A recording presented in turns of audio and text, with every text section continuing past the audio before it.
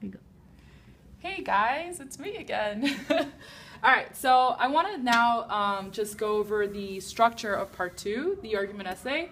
And first, before we do that, I want to go over the 3 most important points that you need to remember to do when you do this part and if you want to be successful.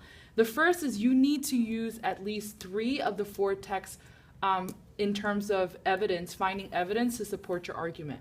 Okay? The second is you must have a counterclaim. The third is you must refer to text number and line numbers that you use from the text to make evidence to support your position. Okay, great. So there's 2 ways to complete part 2, okay? So there is the 6-paragraph structure and also the 5-paragraph structure. They're pretty much the similar structures, but there is just a few differences.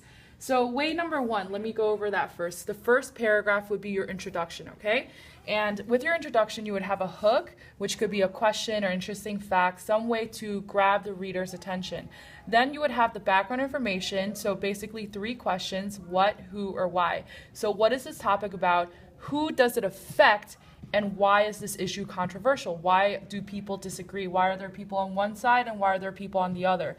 Third is your position, so should or should not, and the 3 claims or reasons that you are going to use to support your position to make your argument, okay? And in parentheses, I think it's a good idea to refer to the number of the text that you're going to use. So, for example, Mom, I should get a cell phone because it helps me learn. Text number 1, okay? Okay, let's go to paragraph number 2. Paragraph number 2 for way number 1 is where you make your first claim. So you're going to restate your position, so should or should not.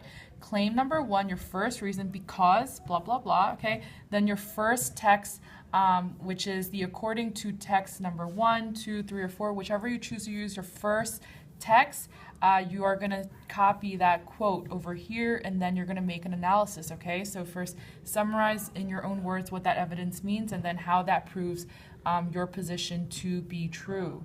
Okay, third, is your claim number 2. So your reason number 2, you can see that it's pretty much the same structure.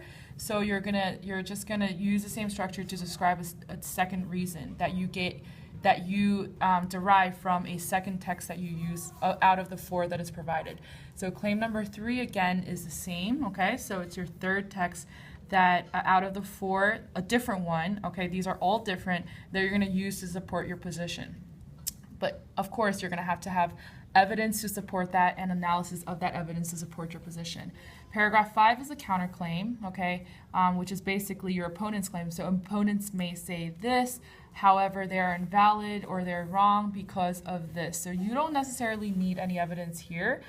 Or if you want to put evidence from a text, you can use any text because you already checked off the requirement for 3 out of the 4 texts in your first 3 claims here for paragraph 2, 3, and 4. So your paragraph 6 would be your conclusion, your position, should or should not, your 3 claims of reasons why, and why this issue is important to society and to the world. Now, way number 2 is pretty much the same thing, except the introduction is going to be, again, the first paragraph.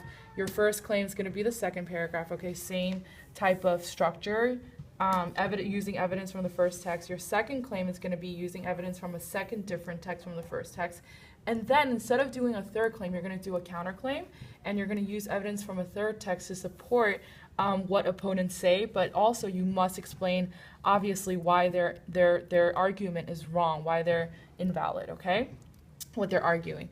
And then, the 5th paragraph, which would be the last paragraph, is pretty much the same here.